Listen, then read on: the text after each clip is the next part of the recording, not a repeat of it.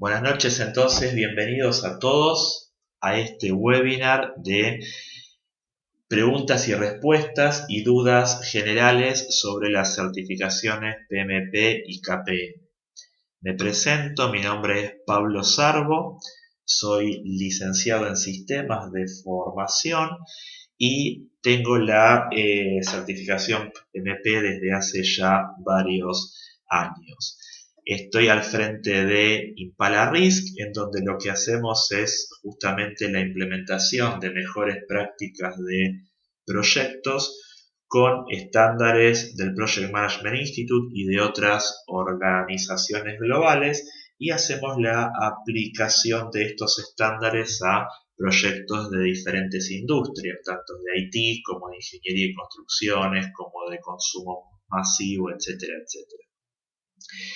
Este webinar lo dictamos en conjunto con CBPro, una consultora con la que desarrollamos actividades desde ya hace más de 10 años y con quienes también dictamos un curso de preparación para la certificación, cosa que hablaremos ya más adelante. Les pido disculpas por el resfrío atroz que tengo. Tomé lo que pude para estar lo mejor posible de voz para esta noche, para ustedes, pero los resfríos tienen sus tiempos, ¿sí? Entonces, bueno, aún sigo pasando el tiempo propio del resfrío. Pero vayamos directamente al temario de lo que vamos a estar viendo hoy, ¿sí? Antes, algunas cuestiones prácticas para quienes están de manera sincrónica en este momento participando del webinar. Pueden hacer sus consultas a través del chat, si es algo breve o algo que les parece que se puede escribir. Yendo a la parte de abajo de la pantalla van a encontrar un icono que dice chatear y ahí pueden poner sus consultas. Si alguien tuviera alguna duda un poco más larga y quiere que dialoguemos entre los participantes, me indica por chat y habilitamos el micrófono para poder estar conectados, ¿sí? Muchísimas gracias por la participación. Lo que vamos a estar enfocando en estos 55 minutos que nos quedan de webinar son conceptos iniciales que muchas veces generan confusión en torno a el mundo PMI, Project Management Institute, o las certificaciones PMP y KPM, una descripción de un flujo del proceso de inscripción, cosa que también muchas veces trae muchas dudas, ¿sí? Sobre cómo es el proceso, cuáles son los pasos, cuáles son las instancias y cuáles son los tiempos promedios en general de las inscripciones. ¿Cuáles son los requisitos para certificar PMP y KPM? Y esto creo que va a ser también importante porque hay muchas personas que empiezan pensando en certificar directamente PMP y después por una cuestión u otra ven que no tienen los requisitos, o a la inversa, dicen no, yo no estuve tanto tiempo, hace apenas 10 años que estoy y ya eso es suficiente. Algo que vamos a ver en el punto 4, cómo cambia o en qué impactan estos cambios de versiones que se están produciendo en el PMBOK, algunas consideraciones sobre el examen y unas consideraciones finales para ir cerrando el día de hoy, ¿sí? Antes de empezar, simplemente consultarles a los que están si pueden oír bien, si están. Cuando hablamos del mundo de las certificaciones hay numerosas siglas y numerosos términos que muchas veces se usan como sinónimo y no lo son, y vamos a ver algunos de ellos.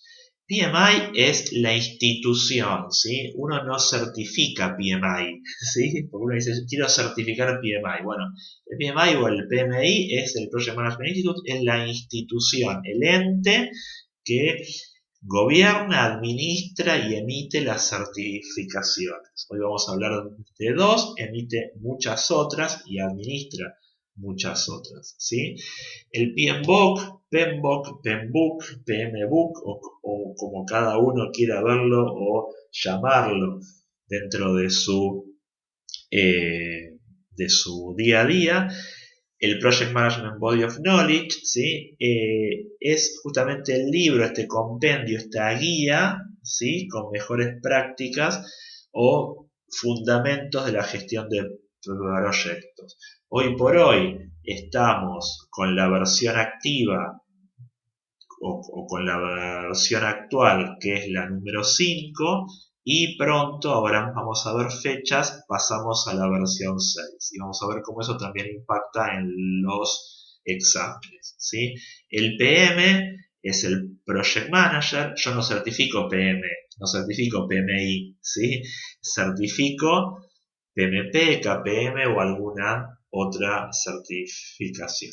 La PMO, ¿sí? La Project Management Office, este ente que articula y acerca métodos, mejores prácticas, etcétera, etcétera, ¿sí? Comento esto porque uno muchas veces llega al curso o llega a una instancia de certificación diciendo quiero certificar PMO, ¿sí? Y las dos certificaciones sobre las que vamos a estar haciendo más foco hoy, la PMP, la PMP, Project Management Professional, y la KPM, más orientado a los practitioners, a los que están iniciando. ¿Cuál es el foco de la certificación PMP y cuál es el foco de la certificación KPM? La certificación KPM es como el entry level, ¿sí? Es como el nivel inicial de certificaciones en Project Management emitidas por el PMI. La idea de esta certificación es que si uno no tiene la experiencia suficiente para certificar PMP, pueda obtener igualmente una certificación global en gestión de proyectos que muestre conocimiento, muestre interés, etcétera, etcétera, que es la KPM. Ambas certificaciones son globales, ambas certificaciones no hace falta refrendarlas si voy a otro país, ¿sí? Este carácter global hoy por hoy tiene muchísimas ventajas en el mercado. Uno va directamente con la certificación, no hace falta revalidar ningún título, ¿sí? PMP, KPM entonces. Después, algo que muchas veces genera confusiones o genera dudas son los PDU, los Professional Development Units. Son puntos, unidades profesionales que tienen que ir obteniendo el PMP para revalidar su certificación, ¿sí? O sea, cuando uno certifica, cuando uno obtiene la certificación, por ejemplo, para la certificación PMP, en el lapso de 3 años es necesario reunir 60 PDUs. No vamos a entrar en detalle de esto, después si alguien tiene alguna duda lo podemos ver vía mail, ¿sí? Pero el objetivo de estos PDUs es mantener una actualización profesional que una vez finalizado el ciclo de 3 años yo lo vaya cargando dentro del sitio del PMI y se me renueva la certificación PMP después del tercer año, siempre y cuando haya reunido los 60 PDUs. Y otra sigla, ya para ir terminando, es el REP. Un REP, aquí ustedes ven qué es lo que quiere decir esta sigla, es un proveedor de educación registrado ante el PMI, o sea, una empresa que pasó un proceso de auditoría de sus materiales educativos, ¿sí? Y que el PMI le emite esta certificación, ¿sí? ¿Cómo puedo reconocer a los que son REP? Porque tienen este logo del PMI al lado del logo de la empresa. Por ejemplo, CB Pro, la empresa con la que dictamos el curso de preparación para la certificación, es REP, ¿sí? Es REP ante el PMI. Hay distintos estadios de REP, perdón, distintos tipos de REP. Uno de ellos es global, como en este caso es de BPRO. Yendo ya más en detalle a lo que es el tema de la certificación en sí, algo que suele pasar mucho, que vemos mucho cuando colaboramos con profesionales en obtener la certificación, es que se manejan por comentarios, por cosas que escucharon en el trabajo, por lo que leyeron en algún blog, ¿sí? Lo cual no está mal, ¿sí?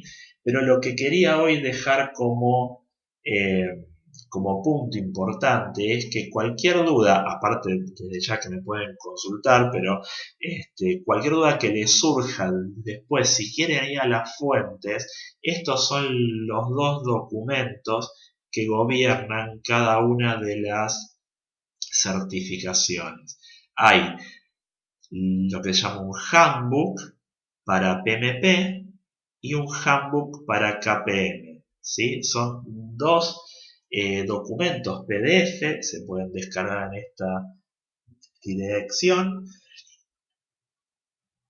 Igual vamos a enviar este link y esta presentación junto con el material, pero digo, si tienen alguna duda, más allá de lo que me dijo algún compañero o lo que me respondieron por mail, incluso en el capítulo del PMI local, ¿sí? Lo que termina mandando o termina dando por zanjada una duda es lo que diga el handbook, ¿sí? El handbook, insisto, es el documento que gobierna el proceso de certificación y el de recertificación luego de obtenido, ¿sí?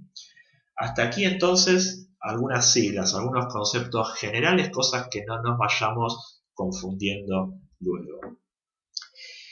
Me quiero certificar, quiero obtener mi certificación PMP o KPM. Yo en general voy a estar refiriéndome a la PMP, que es la más compleja. Si alguien tiene alguna duda o sobre alguna particularidad de la certificación KPM, lo vemos, ¿sí? ¿Cómo es el proceso de inscripción? Yo les armé este flujo con algunos comentarios y puntos a ver. Insisto, el PDF de esta presentación después se las enviamos junto con el link del video por si quieren ver algún tema, por si quieren repasar algunos de los puntos. El proceso empieza dando de alta el usuario o generando el usuario en el sitio del PMI, ¿sí? Fíjense que la dirección es pmi.org porque pmi.com es Philip Morris, ¿sí? La fábrica de cigarrillos. ¿Qué me pide para esto? Solo el mail y datos básicos, ¿sí? Acá un consejo, esto es algo que no es obligatorio, yo lo comento por la experiencia de varios colegas, ¿sí? que me fueron comentando algunas cosas. Como esto es simplemente alta de usuario en el sitio, esto no es inscripción a la certificación, ¿sí? Con lo cual simplemente alcanza con el mail y con los datos básicos, y la recomendación es una casilla de mail personal o alguna casilla que no tenga problema con los envíos de mails masivos. Por ejemplo, algunas personas dieron de alta su perfil con el mail profesional, con el mail corporativo, y no está mal, pero después la empresa ponía algún tipo de filtro en los envíos masivos de mail y no les llegaban las comunicaciones del mail. No está prohibido poner el mail profesional, ni tampoco da más puntos dar el mail profesional. Es simplemente una lección aprendida de varios que le fue pasando. Luego que genero el alta de usuario, lo que hago es aplicar a la certificación en sí que deseo. Disculpen, aquí puedo hacer PMP, KPM, la de Portfolio Manager, Program Manager, etcétera, etcétera. Uso el término aplicar porque justamente este es el logo que van a ver, ¿sí? Fíjense que hay varias certificaciones que se llaman parecido, no se confundan con la que eligen, ¿sí? Acá sí van a empezar a cargar muchos datos, ¿sí? Muchos datos son menos que los que se cargaban hace 10 años, pero sí acá tengo que declarar algunas cosas. Por ejemplo, algo a tener en cuenta, a ponerle un ojo adicional. El nombre y apellido que cargo tiene que ser exactamente igual al que figura en mi documento de identidad que voy a llevar el día del examen, ¿sí? Digo esto porque a veces tenemos dos apellidos y usamos uno solo, los nombres están al revés, ¿sí? Bueno, acá ser cuidadosos y cargar exactamente igual el nombre y apellido en el mismo orden que lo que figura en el documento. Lo otro que vamos a cargar acá son los que se llaman los requisitos de elegibilidad para la certificación. ¿Qué es eso? Por ejemplo, en la de PMP, que es la más complicada, lo que tiene que ver con horas de capacitación formal, con horas de experiencia en proyectos, o sea, acá vamos a ir cargando proyecto por proyecto cuántas horas acumulamos de experiencia, ¿sí? Esto no hace falta hacerlo todo de una vez. Esto lo podemos esquematizar antes en algún Excel y después hacer la carga, o podemos ir haciendo la carga directamente en el sitio. No se pierden los datos, puedo ir guardando y haciendo cargas parciales. El primer warning, el primer comentario con respecto a eso es que esto lleva mucho tiempo, ¿sí? Esto de la carga de datos lleva mucho tiempo. Mucho tiempo me refiero quizás a semanas. Obviamente, si me tomé el tiempo antes de esquematizarlo todo en un Excel, quizás sea una hora o dos, ¿sí? Pero acá lo principal a tener en cuenta es que el nombre y apellido sea igual al documento. Luego de eso, cuando ya tenemos cargada toda la experiencia que se requiere, después vamos a entrar bien en cuántas horas son, etcétera, etcétera. Lo que hacemos es un primer envío para verificación por parte del PMI. ¿Qué es esto? Toda la experiencia y detalle que fuimos cargando en inglés, ¿sí? Perdón. Todo eso hacemos un primer envío. Ahí no elegimos fecha, no pagamos. Hay como una validación, una verificación que hace el PMI de los datos que cargamos.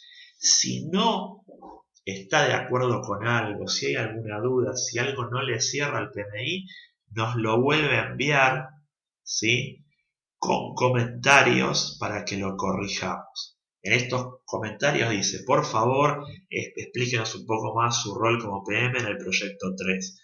Por favor, indique a qué se refiere con tal cosa. O sea, esto lo lee alguna persona, digo por los mails que fui viendo en estos años, hay una lectura humana, ¿sí?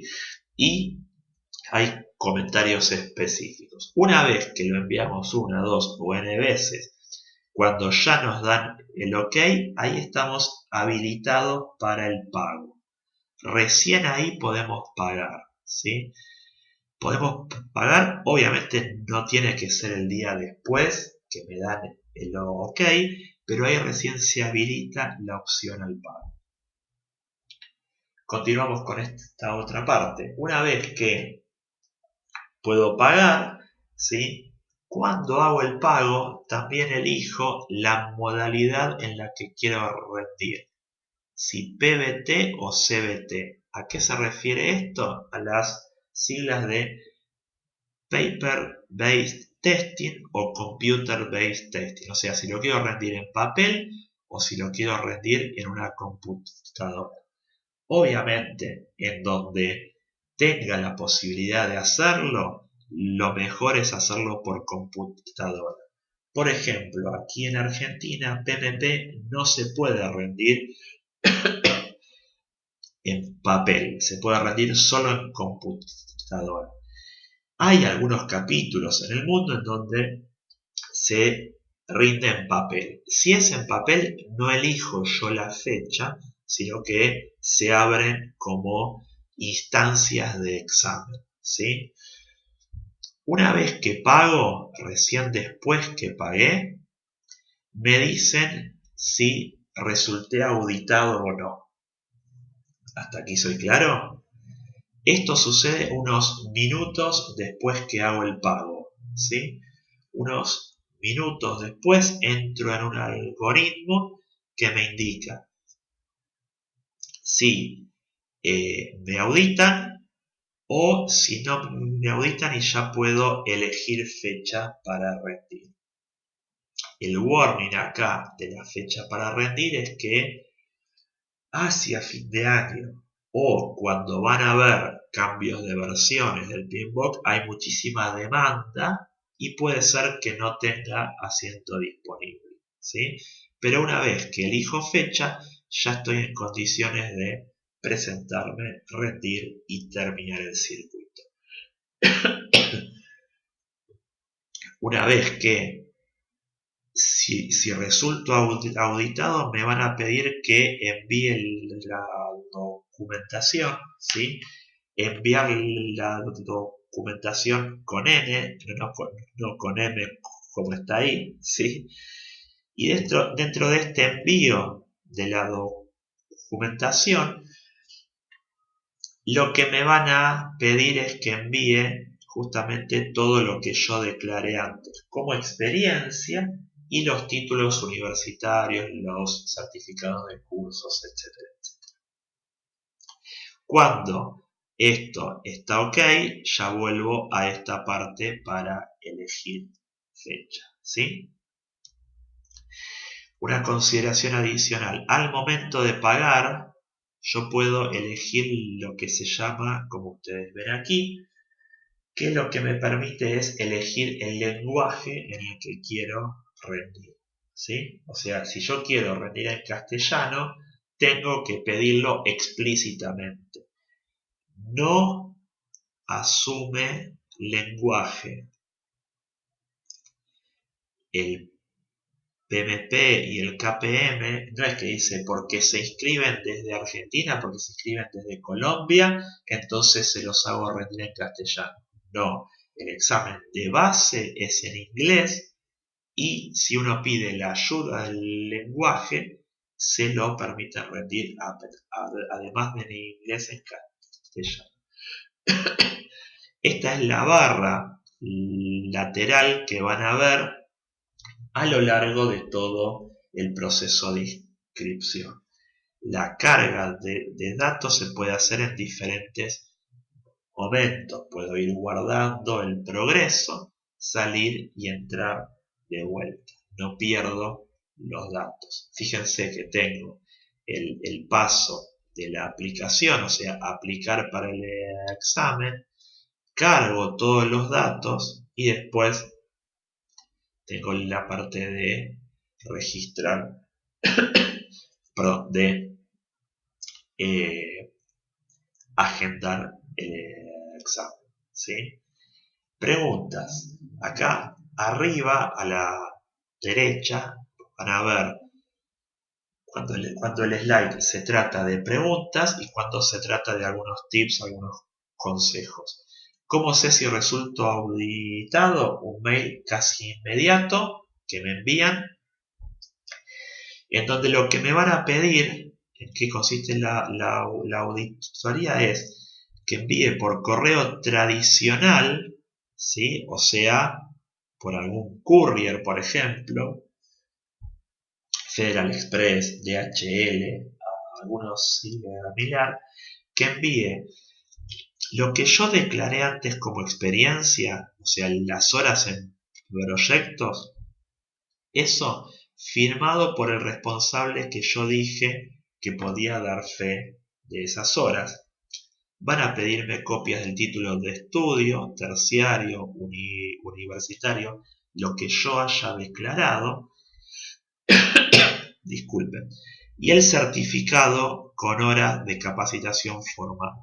Un certificado por al menos 35 horas de capacitación formal en curso de gestión de proyectos. Cuando digo que se remite por correo tradicional, es por algún correo como los que decía antes. Lo ingreso todo en un sobre y lo envío a la dirección que me van a decir en el mail. ¿Puedo enviarlo al capítulo local? Por ejemplo, en mi caso, al capítulo Buenos Aires. No. ¿Puedo enviarlo a una representación? ¿Puedo enviarlo a algún escribano? No. No puedo enviarlo a ningún otro sitio que el que indica allí en ese mail. Obviamente enviamos siempre copias, ¿sí? No se le puede pedir después al PMI que nos devuelva los documentos que le enviamos. Obviamente son solo copias, ¿sí? Aclaro esto porque alguien ha tenido algún dolor de cabeza. Entonces, con respecto al proceso de inscripción, algunos tips. Planifique con tiempo la fecha en la que va a rendir el examen. El proceso de inscripción lleva varias semanas.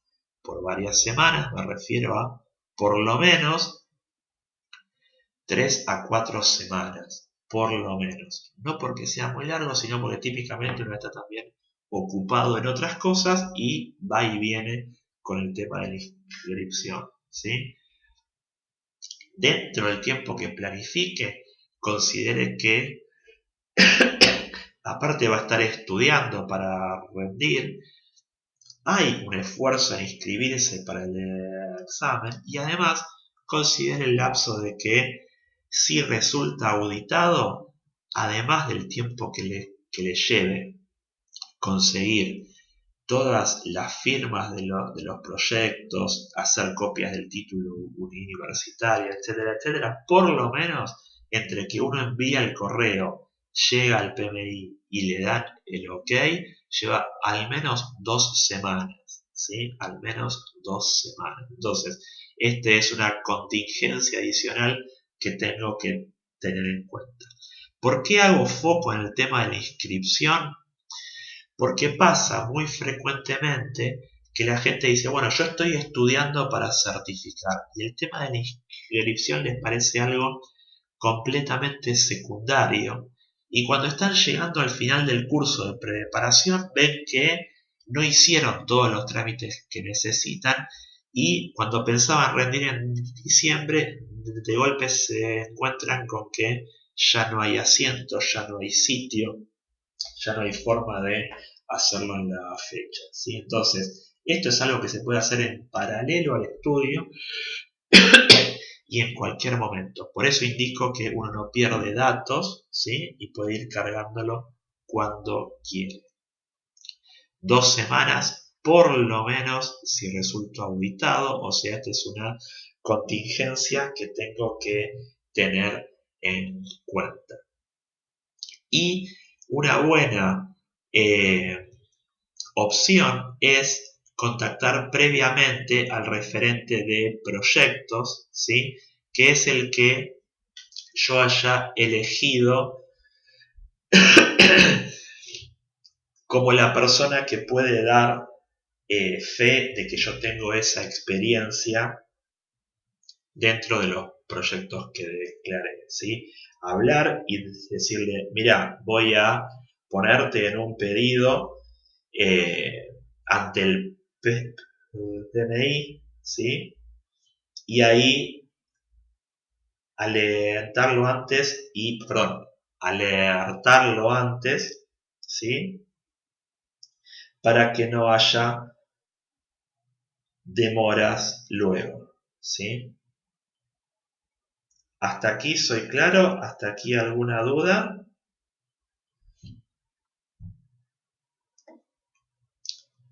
Algunos tips adicionales respecto al proceso de inscripción. El mail ya dijimos, ¿sí? Realizar la carga de información de manera incremental y desde que empiezo el proceso hasta que llego al pago, ¿sí? Tengo 90 días para completarlo. Con lo cual, lo que recomendamos en general es que esquematicen la experiencia, esquematicen los datos previamente y después hagan toda la carga dentro del sitio. Disculpen, pero esta tos me está teniendo mal.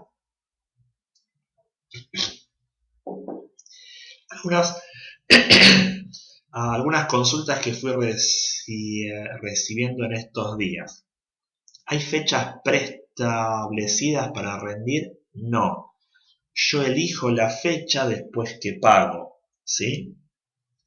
Pero la disponibilidad de asiento va a estar en función al sistema de Prometric, que es la empresa que administra la toma de exámenes, ¿sí? Con lo cual, ¿puede ser que me quede sin asiento para rendir? Sí, puede ser. O sea, el PMI en ningún momento asegura que porque yo me haya inscrito y haya pagado, se me asegure un sitio. Como los sitios se van ocupando, ¿sí? Puede ser que si me acordé muy sobre la fecha, haya menos disponibilidad de sitios. De hecho, como la versión del PMBOK va a cambiar este año, probablemente haya mucha demanda hacia fin de año y los primeros meses del año que viene. No tanta demanda como para que no llegue a rendir si empiezo con la carga temprana de datos. Pero, insisto, este es un tema que muchas veces a los participantes de los cursos les genera algún que otro ruido al momento de sentarse y hacer la carga de datos, ¿sí? ¿Puedo cambiar la fecha en la que me presento a rendir? Sí, yo puedo elegir una fecha y cambiarla, pero si estoy a menos de 30 días de esa fecha y la cambio con menos de 30 días de anticipación, voy a tener un cargo de $70, ¿sí? Esto es algo que empezó en el 2012. Antes uno podía cambiar la fecha hasta unos momentos antes de sentarse. Incluso a partir del 2012 esto cambió. Se puede cambiar, pero con esta consideración, ¿sí? Proceso de inscripción, hay justamente una duda. ¿Cuánto es el pago del PMP y el cuánto del KPM? Ahí vemos los números. Bárbaro, Erika. Requisitos. ¿Qué es lo que hace falta para certificar? Los requisitos para PMP y KPM son diferentes, ¿sí? Cada uno tiene sus propios requisitos. Empecemos por los del PMP. El PMP tiene lo que se llama requisitos de elegibilidad. ¿Quién es elegible para rendir la certificación? Y hay dos condiciones para poder certificar PMP. Una son horas de experiencia a cargo de proyectos y otras son horas de educación formal en Project Management. Estas horas de educación en Project Management tienen que ser 35, o sea, tengo que tener un certificado que indique que hice un curso de al menos 35 horas en Project Management, y esto no se llama PDU, ¿sí? Los PDU son los que tengo que conseguir después que certifique. Estos se llaman Contact Hours. Comento esto porque hay todo un tema en el mercado con respecto a los PDUs y hay muchas empresas que justamente hacen una publicidad, no diría mentirosa, pero algo engañosa con respecto a los PDUs. Los PDUs puedo obtenerlos si y solo si certifiqué antes. Cuando publicamos los cursos, por ejemplo, decimos curso de 12 horas de Microsoft Project con mejores prácticas del PMI, ¿sí? Curso de 10 horas, otorga 8 horas de 8 PDU a los que están en condiciones de reclamarlo, ¿sí? Eso está bien, pero no puedo obtener PDUs hasta que estoy certificado.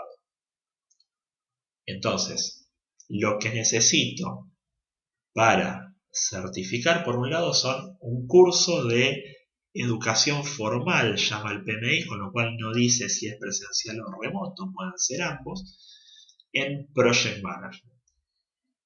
Este curso tengo que hacerlo sí o sí con un rep, puedo o no hacerlo con un rep, no es obligatorio hacerlo con un rep, ¿sí? El otro punto es experiencia a cargo de proyectos, y vamos a abrir un poco más este tema. ¿Cuántas horas tengo que tener a cargo de proyecto? O sea, tengo que tener horas como PM, como Project Manager, no como analista funcional, no como asistente del PM, no como participante del proyecto. Para certificar PMP necesito esta cantidad de horas que, como ven, está en función del mayor título educativo obtenido. Si tengo título secundario, y acá ven las traducciones de lo que aquí en Argentina se llama secundario a lo que uno estudia a los 5 años posteriores a la primaria, ¿sí? Si tengo ese título, necesito 7.500 horas al frente de proyectos, ¿sí? Si tengo título universitario, por ejemplo, soy ingeniero o tengo cualquier título oficial mayor a 4 años, entonces las horas que tengo que declarar y mostrar como experiencia son menos, ¿sí? ¿Cómo calcula el PMI estas horas? Justamente en función a los meses que yo declaro antes, diciendo cuándo empezó y terminó el proyecto, ¿sí? Y qué grado de dedicación le di a esos proyectos. Entonces, la experiencia son 4.500 horas si tengo un título de estudio de 4 años o más, o 7.500 horas si no tengo ese título y tengo uno secundario. Cuando voy a declarar las horas en proyectos, yo escucho frecuentemente cosas como: yo no llego a las 4.500 horas a pesar que soy ingeniero porque algunas horas de experiencia la tuve en una empresa familiar. Porque algunas horas de experiencia... Bueno, acá no importa el tamaño del proyecto, ¿sí? No importa el tipo de proyecto. Si lo hice en una fundación de caridad, también suma. Lo que importa es que lleguemos a ese total indicado en el slide anterior. Si tengo muchas horas de experiencia y tengo más de las que me pide el PMI, no reporte todos los proyectos, ¿sí? Un colega dijo: yo le voy a mostrar al PMI que tengo muchísimo background en gestión de proyectos, ¿sí? Incluso necesitaba 7.500 horas y reportó cerca de 11.000. Innecesario completamente, y tuvo la mala suerte de ser auditado. Tuvo muchísimos problemas para encontrar todos los interlocutores que él había cargado en el sitio. Con lo cual, no cargue proyectos de más. No quiera mostrarle al PMI toda su experiencia. Alcanza con llegar a estas horas que indicábamos antes. Con lo cual, si tiene proyectos de más para declarar, un criterio puede ser en cuáles me resulta más fácil conseguir que el responsable o el superior avale mi participación en ese proyecto. ¿Soy claro? Algo importante cuando cargo horas de experiencia es que las horas guarden relación con las vacaciones y la cantidad de horas laborales. ¿A qué nos referimos con esto? No conviene reportar que trabajé 160 horas al mes durante 12 meses. Quizás lo hice, pero es raro porque uno, aparte de estar sobre el proyecto, muchas veces está haciendo otras cosas. Entonces, un warning importante y un tip importante al momento de declarar experiencia, ¿sí?, es no declarar como que estuve al 120% en proyecto. Declarar horas en exceso no reporta ningún beneficio, ¿sí? Y Walter dice, ¿desde cuándo puedo empezar a contar? Desde el momento que se hace el envío de la solicitud. Ustedes dicen, por ejemplo, hoy empiezo a cargar, calculo que termino de cargar todo el 15 de septiembre. Las horas pueden ser acumuladas desde ese momento y 8 años hacia atrás. 8 años hacia atrás, o sea, desde el momento que hago el submit al PMI, en esta parte, acá, desde el momento que hago esto, 8 años hacia atrás. Puede ser intermitente, como indica Walter, puedo tener una experiencia cortada. No hace falta que todos esos meses de experiencia sean continuos. Muy buena consulta, Walter. Gracias.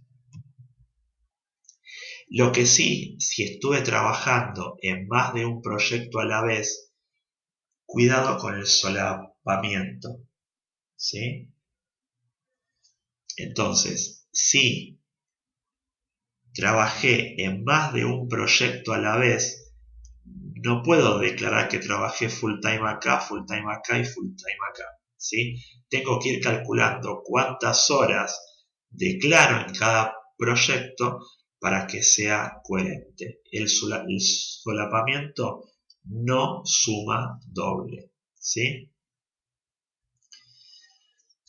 Iván hace una consulta. Yo me encuentro vinculado en proyectos y recibo los informes de seguimiento. ¿Esa experiencia cuenta?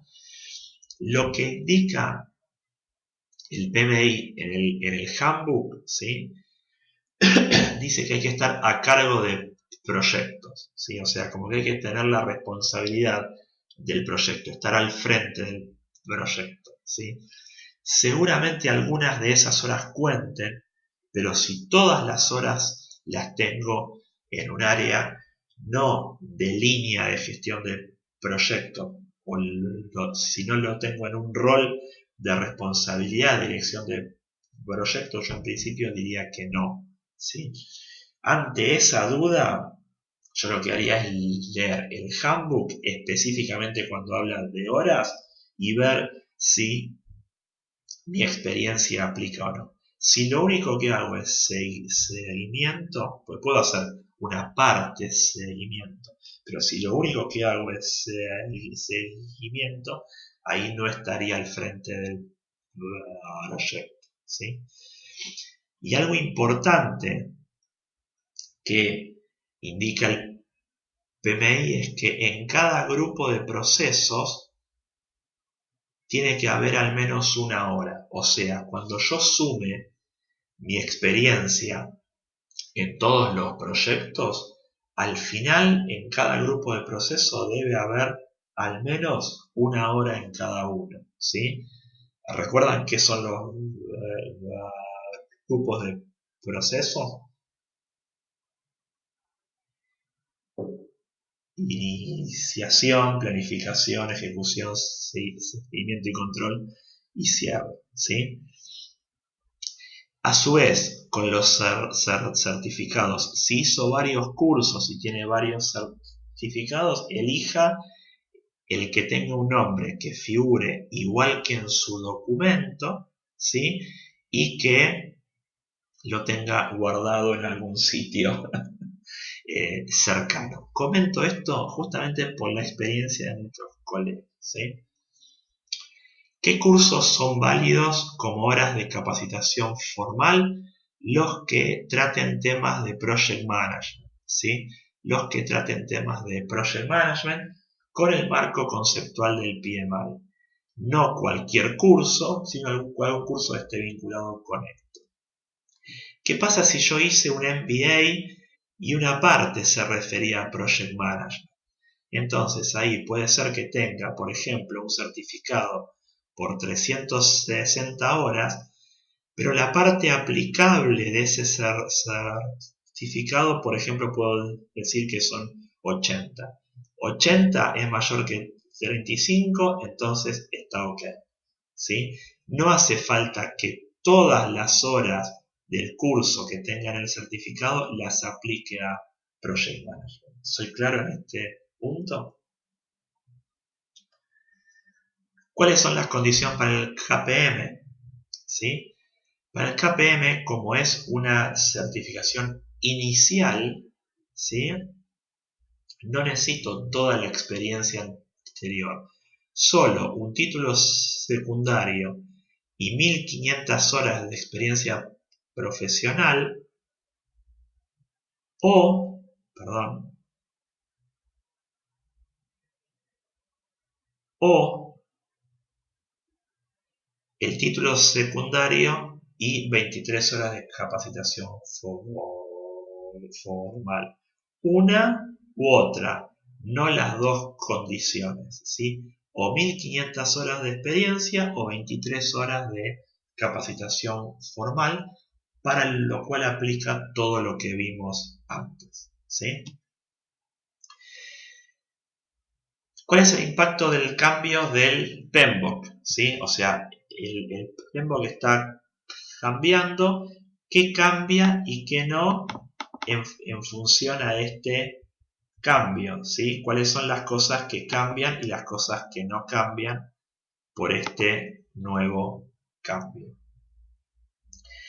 Primero, el PMBOK cambia, perdón, voy aquí. ¿Cuándo cambia el PMBOK?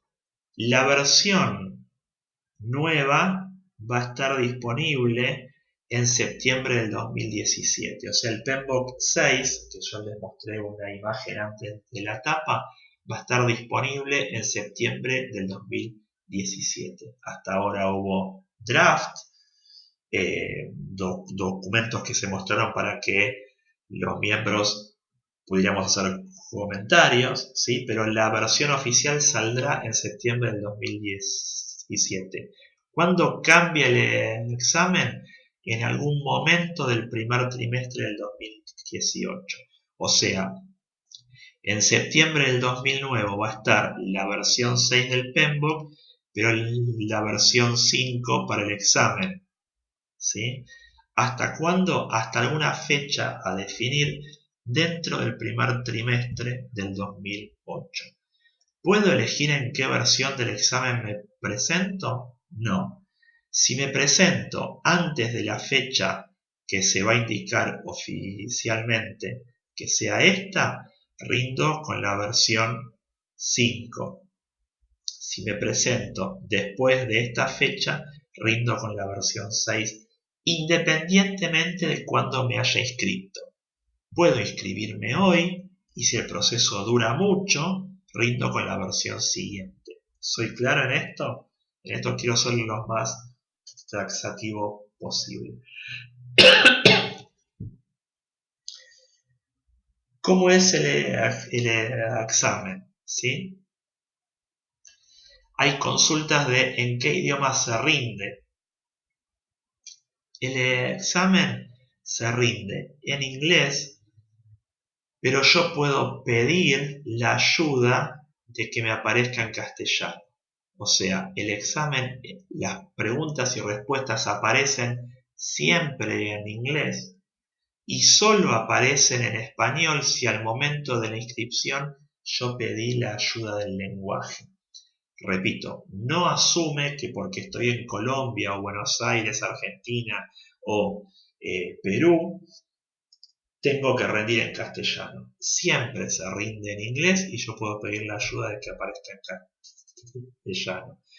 Por cada pregunta hay 4 opciones de multiple choice y solo una de ellas es correcta. ¿Cómo se expresan los resultados? Hoy, si fuéramos a rendir hoy, no hay nota, ¿sí? No me saco un 85 sobre 100, solo se expresan en pass o fail, ¿sí? Y al final del examen, siempre que lo rinda por computadora, se muestra el nivel de proficiency por grupo de procesos, o sea, por iniciación, si estoy por debajo, alcancé o por encima. El 28 de agosto, o sea, en unos días, cambia la forma en la que se muestran los resultados. O sea, cuando ustedes vayan a rendir, lo que va a decir es si pasó o no, la performance sobre todo el examen, pero ahora con estas 4 categorías que ustedes leen, ¿sí? Y aparte la performance por grupo de procesos, también con estas 4 categorías, ¿sí?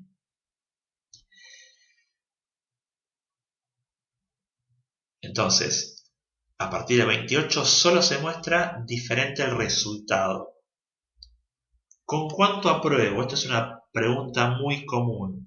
No hay información de con cuánto se aprueba. No hay información de con qué nota se aprueba. Primero, que no obtengo nota, ¿sí?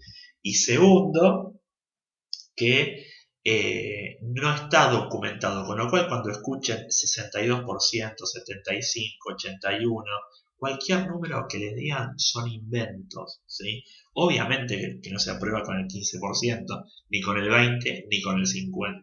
Es un número mayor. Pero cualquier número es un invento y es de otras épocas, de hace más de 10 o 15 años, cuando había una calificación y uno sabía qué nota tenía que sacarse, ¿sí? Por eso es tan importante hacer un entrenamiento previo para llegar con ejercicio al examen, ¿sí? Y ahora, ¿cuánto dura? Dependiendo del tipo de exámenes, lo que dura, estas son las cantidades de preguntas que me tienen que importar porque son las que rindo, ¿sí?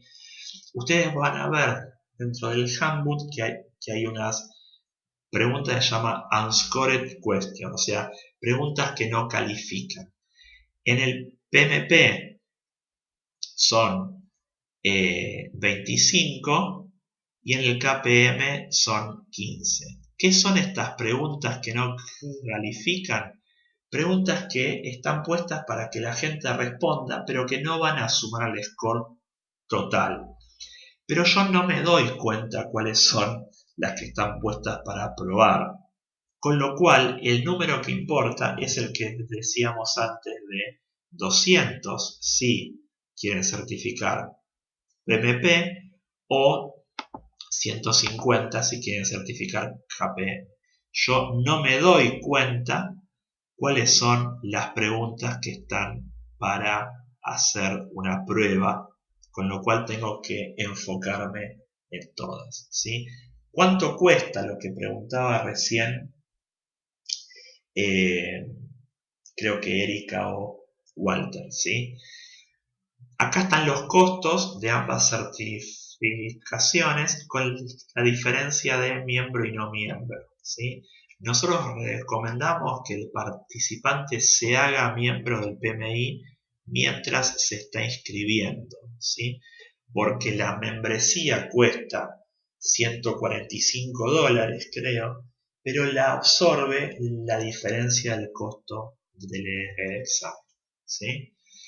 Para el examen, ¿me alcanza con el PMBOK? O sea, yo leí el PMBOK en el bus cuando voy y vengo del trabajo. ¿Alcanza? Claramente no.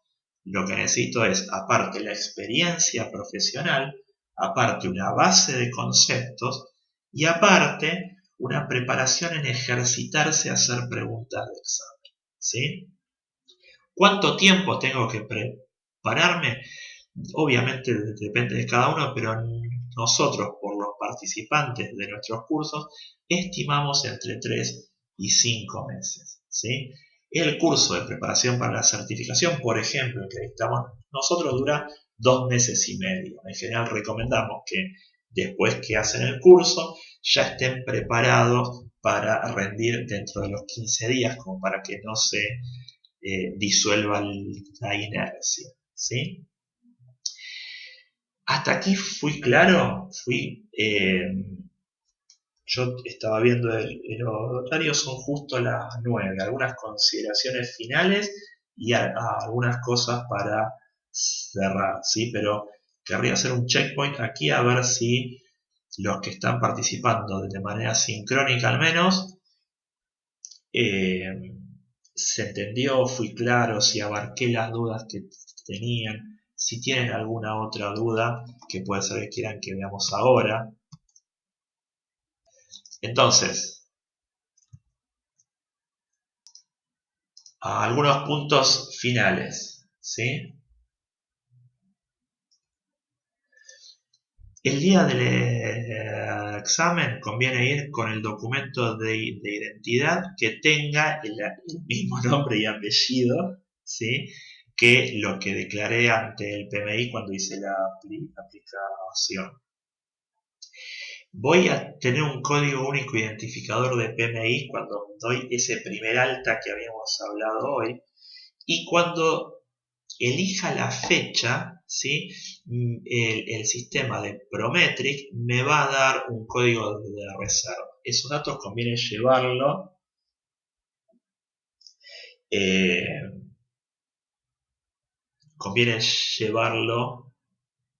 impreso, escrito.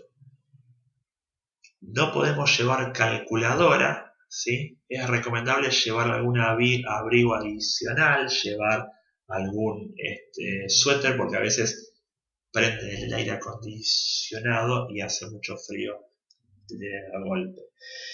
Walter dice, los cursos de formación, ¿cuánto tiempo atrás los pude haber hecho?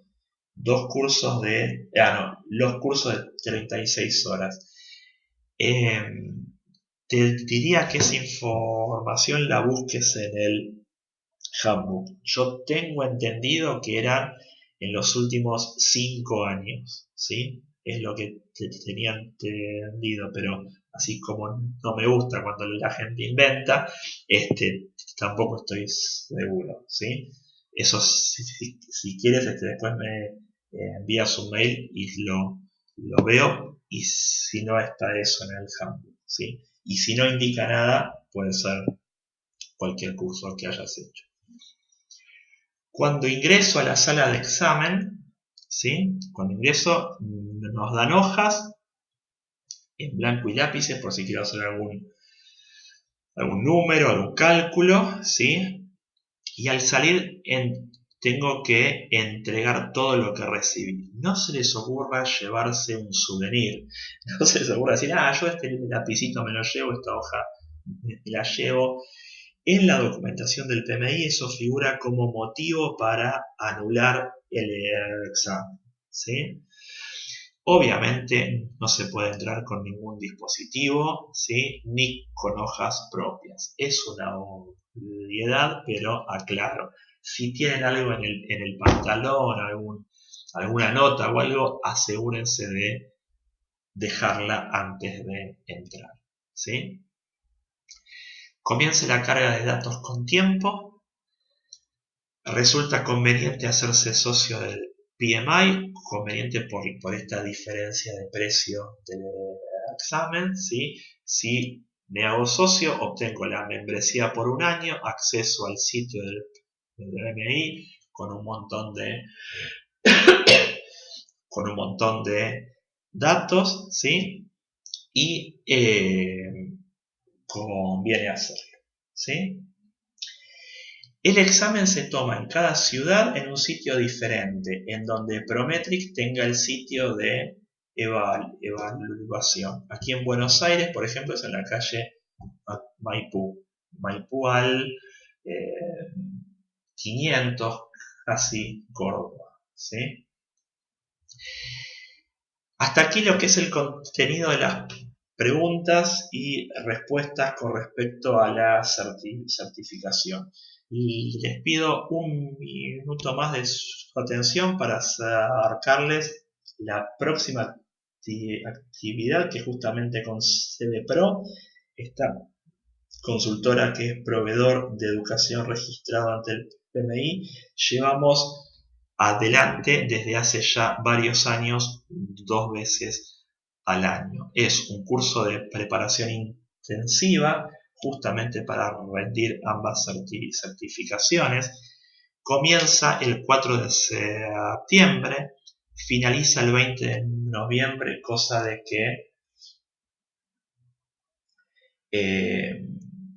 que puedan llegar a rendirlo antes de fin de año, y todas las clases quedan grabadas. Usamos esta misma plataforma, con lo cual ustedes pueden interactuar, ya sea vía chat como hicieron recién, o podemos habilitar el micrófono, con lo cual nunca pierde una clase porque las clases quedan grabadas. ¿Sí? Entonces, la modalidad de participación es así, con este mismo formato, a través de internet. ¿Sí?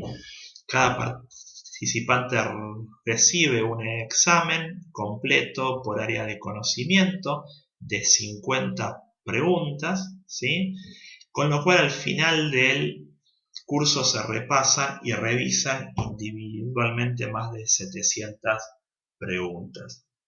Hay un apoyo personalizado para este proceso de inscripción y de reporte de experiencia para enviarle al BMI. Hace más de 15 años que CDPRO viene dictando este curso, y desde hace cerca de 10 que lo dictamos en conjunto, ¿sí? Y la participación, como decíamos, es completamente flexible, porque cada uno puede participar o de manera sincrónica y hacer consultas, o de manera asincrónica viendo las clases. ¿De qué se trata el curso? Es un entrenamiento intensivo para rendir la certificación. Cada día, cada lunes, se rinden y repasan 50 preguntas por área de conocimiento. ¿Sí? O sea, decimos por qué en la pregunta 1 la respuesta correcta es la B y no la A. Mostramos algunos tips de cómo encarar el examen, ¿sí? Y después de hacer 9 encuentros por 50 preguntas cada uno, además hay un examen final de 200 preguntas completo, ¿sí? Cosa que puedan tener este ejercicio de tener un examen entero. La participación a distancia, como decíamos, puede ser vía chat o vía oral, habilitando el micrófono. Y como es un curso de 35 horas, ¿sí? Este curso ya emite un certificado válido para ser presentado ante el PMI como las horas de capacitación formal, ¿sí? Esto empieza, como decíamos, el 4 de septiembre y se ve a razón de un área de conocimiento por semana. ¿Sí? Sí, claro, puedes enviarme un mail cuando quieras. Este es mi mail, ¿sí? pablo.sarbo@impalarif.com, cuando quieras, Karina. Y por último, acá había una duda de Iván, ¿sí? El valor agregado de hacerse miembro, ¿sí? El examen cuesta $405 para los miembros y 455 para los no miembros, ¿sí? La membresía cuesta, creo que, $140. Entonces, si uno se hace miembro, paga 140 más 405, pagás al fin y al cabo lo mismo, pero tenés la membresía por un año. Si no pasás el examen, podés rendir hasta 2 veces adicionales en el lapso de un año, ¿sí? Si no pasás el examen, podés rendir hasta 2 veces adicionales en el lapso de un año. Y también el costo del reexamen es más barato para los miembros que para los no miembros, ¿sí?